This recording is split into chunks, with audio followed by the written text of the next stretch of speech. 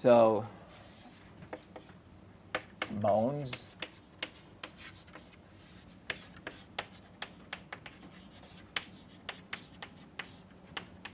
so we are going to start using start this topic here, and we will see how far we can get today.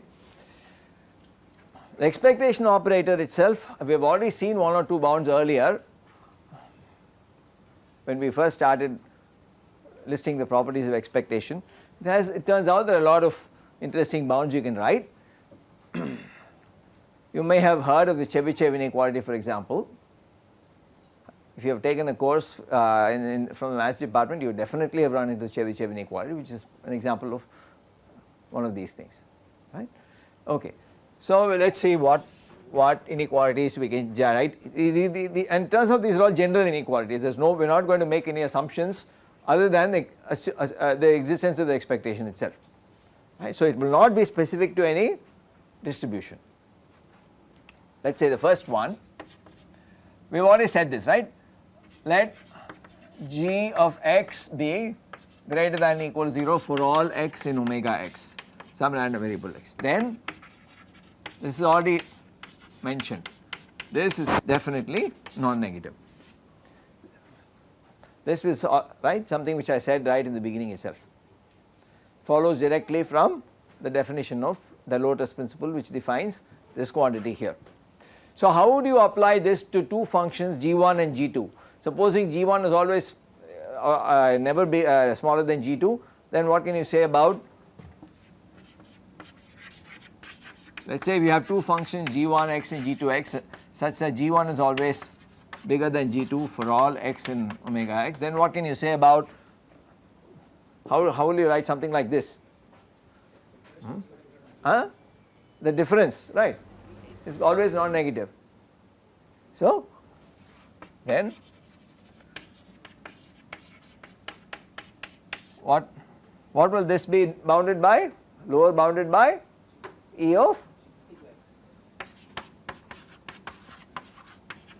So, the nice thing about this is that individually these can be positive or negative, it does not matter, but this will always be bigger than this. So, this is ordering of real numbers, remember, right. So, this is just the standard ordering we do for real numbers. Less negative, more negative is also inequality going this way. Okay. So, this we have already seen. So, this is, I am going to put a recall this against this. So, this is number 1 in some sense. Then the second one, or I should maybe use 0 in it, does not matter. Okay. The second one is actually a more basic version of Chebyshev's inequality. Markov bound. No, I do not think I should write Mark. Okay. Unlike Chebyshev, which is definitely named after a person, I am not sure about where this moniker, where this thing came from, but anyway, it is the name by which this bound goes, so we have to know it by its name. So, let x be some non-negative random variable, right.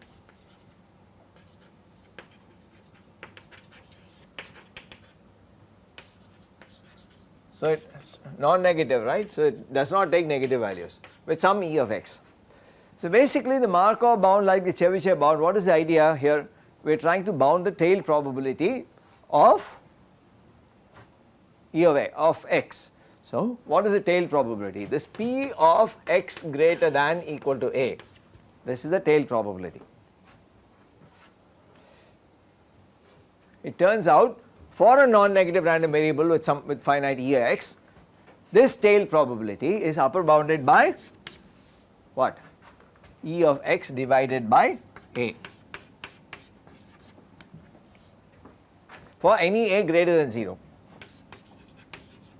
Pick a real number A bigger than 0 and this tail probability x greater than equal to A, this is written this way with an equality here and here also. But this bound of course is useful only if what? This quantity is less than 1. So, you do not want to pick an A which is too what? too small. If you pick an A which is too small, then E of x divided by A will be bigger than 1, it does not help. So, A has to be at least as big as E of x, A should be bigger than E of x. So, it is useful for A bigger than Ex. So, the proof of this is actually somewhat instructive. So, let us quickly look at it. In other words, if I have some some PDF like this, does not matter Rayleigh or whatever. This is true for, by the way, of irrespective of whether x is continuous or discrete, but I am just looking at the discrete continuous example here. This is fx and this is x. So, supposing Ex is some number here and I pick an A out here and I am interested in this probability. Okay, this is the probability I want to bound using this. Okay, so it turns out that the proof is one version of the proof is to split this integral for Ex into two different parts. The integral which goes from 0 to infinity I will split into two parts. Which two parts? 0 to A and A to infinity. I can always split an integral, can I not? You know how to combine integrals, you can also split them. If somebody gives you 0 to A to infinity, you know how, oh yeah, there is nothing but 0 to infinity. If somebody gives you 0 to infinity, yes, it also has to be written, it can always be written as 0 to A and then A to infinity. So, this is the integral from 0 to A of x fx dx plus what? The integral from what? A to infinity. In general, I am assuming that there is an infinite tail, otherwise the bound is not really, it will be true, but typically it is applied only if in an example like exponential or Rayleigh where the tail is infinite. The same integrand x fx x dx. So, in this is some non-negative quantity, this is some non-negative quantity. So, if I leave out this first term, what kind of a bound will I get? I will get this to be greater than only this part. So, the first step is to say this E of x is at least is no smaller than the second integral. And note that A is arbitrarily chosen. So, A can be chosen wherever. There is no relationship between A and E of x. I am just writing, just to make it useful, I am putting A to the right of E of x, but it need not be like that, right? Like A can be anywhere. The mathematics does not care whether the bound is useful or not. So, this is greater than this.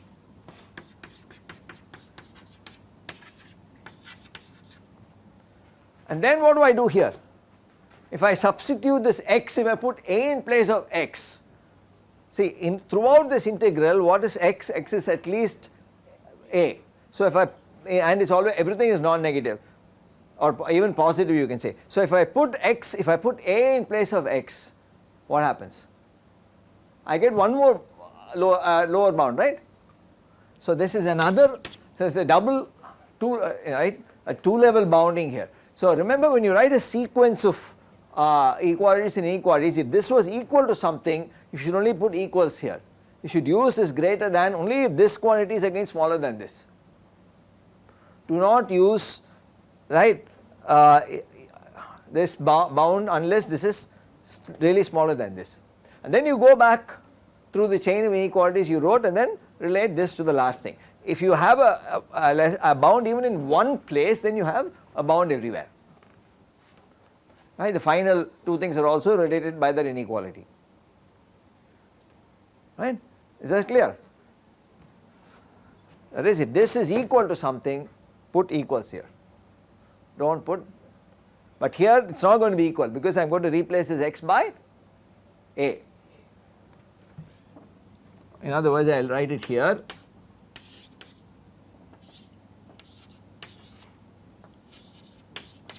Can I put a QED at this point? Can I put QED there?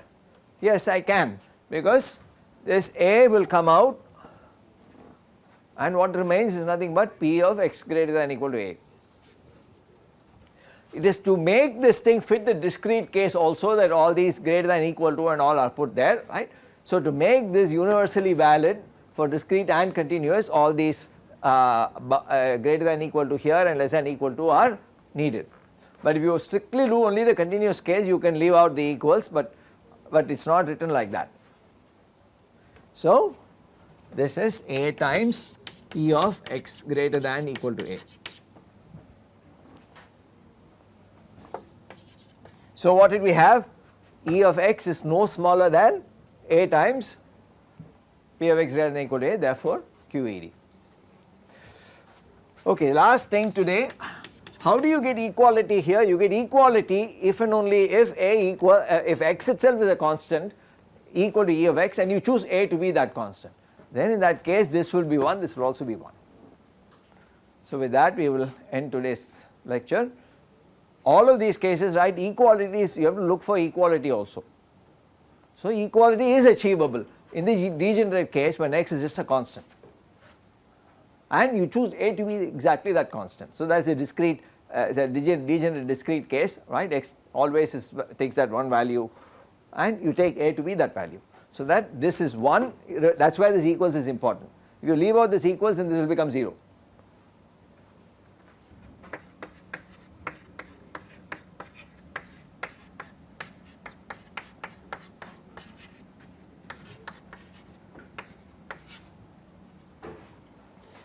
So this is the statement of the bound. We saw the a proof for a purely continuous x yesterday, but it turns out it is equally valid for any distribution which is defined over the positive real line, right. It could be discrete or mixed in the other terminology, right, not purely continuous. Still this bound is is valid. Just note that it is loose, the bound is loose for distributions like what? PDFs like exponential and so on. Why?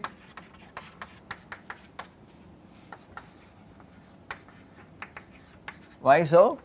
Because this falls, how does this tail probability fall for such PDFs? It falls exponentially. In the case of exponential, it falls in fact as e power minus x squared in the Rayleigh case also, right.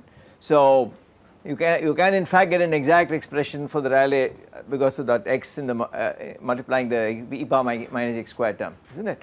So you find that if you do the calculation exactly, this is going to fall very, very fast with this A, whereas this, how is this falling with A? It's only as 1 by A. So obviously the bound is loose. The bound is somewhat better for PDFs which have longer tails, like for example this c by x cubed. It is tighter for if x of x is some alpha, not call it alpha by x cubed. Now why do I want x cubed? Let us say x greater than 1, right. Why do I want this x cubed and not x squared? If I put x squared, there is no mean value is infinity, right. So for the mean value to be finite, I want to have at least some power of x bigger than 2, so I will take 3.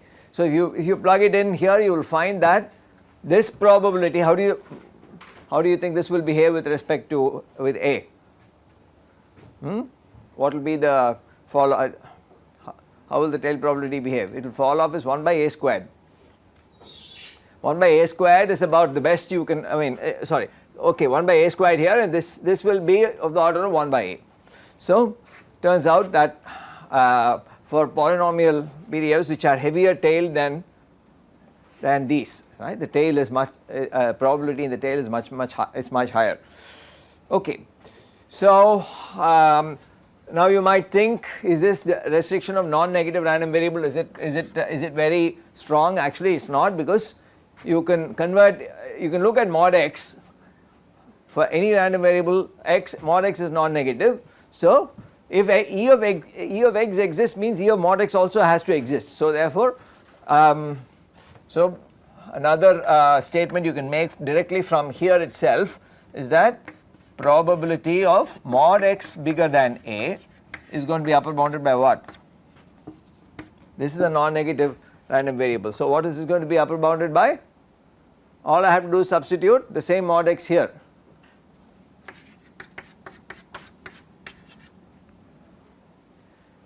Okay. And I can also go, if I know that E of x squared exists, I can write x squared bigger than A is what? If I know E of x squared is finite, x squared is also non-negative. So, it is going to be upper bounded by E of x squared divided by A and so on and so forth. All I need in any of these is that A is positive, that is all. Whether it is useful or not, I leave it to you to decide. Right. Now, in the spirit of this x squared bigger than A, we have the Chebyshev inequality. It actually comes from trying to do a little, put a little twist on that, right.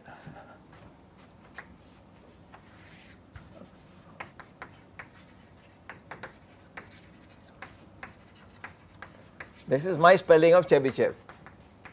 That's a very famous inequality introduced pretty much every student of probability, right. And usually they don't even, they may not, the books may not even give this, but they surely mention this, right. This is the spelling which is most natural, and this is a person, right. We all know that there is a Russian mathematician of this name whose name is used here, right. We said y equal to x minus mx squared for some random variable x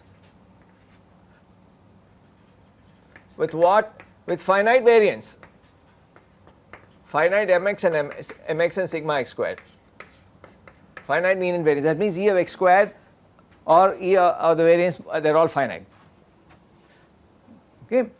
And clearly the variance exists, the mean also will exist. So, this is a non-negative random variable. Why? Right? It is in the spirit of this. Right. Now, supposing I choose, instead of calling it, what did I want to say? I want to, supposing I say applying Markov bound gives what?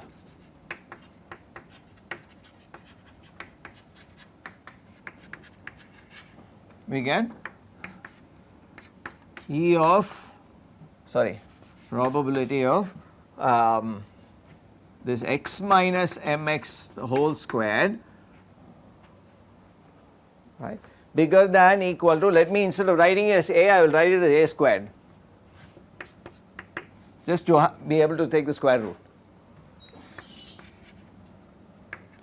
This is going to be upper bounded by what? What is the expected value of this quantity? Sigma x squared, right. So, what will be the RHS here? I am writing A squared, right, instead of A, that is all. So, it is sigma x squared by A squared.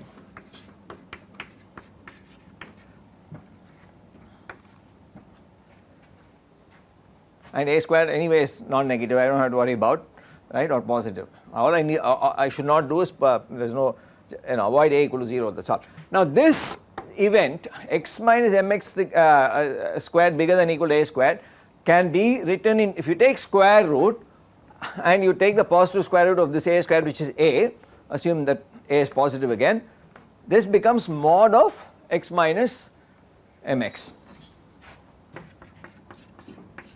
The absolute value of, so it is actually a sum of the probabilities on both sides, both, right, both the right tail as well as the left tail. But the right hand side is totally unchanged. So, this is a statement of the classical textbook statement of Chebyshev's inequality, which basically relates, if you take for example the Gaussian, you take this, let us say you take this is mx, right, I mean x, it could be, okay, you can have 0 here, it does not matter. So, I have this x minus mx more than, so this is mx plus A, I have this tail and I also have some tail out here. What is, sorry, what did I want to put here? This is mx plus A, right. and out here I will have this point will be what, mx minus a, right. So mod of, that is the distance, the distance should be bigger than a. So I have to look at all those points x such that the distance between x and mx is bigger than a. So anything which is to the left of this or to the right of this, this tail plus the sum of these two is upper bounded by this, and because it involves both tails, all of these also involve both tails, by the way. This is only the positive part because we have defined it to be non-negative, but both of these are versions of this in some sense, especially this.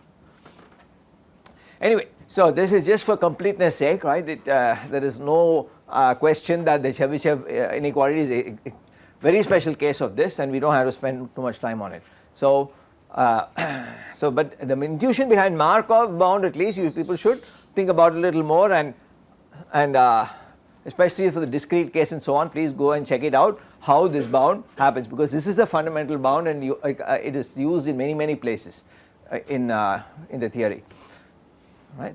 This is not, I mean, this used to be more important I think than it is now, but it has some historical value, so we include it in the presentation, right.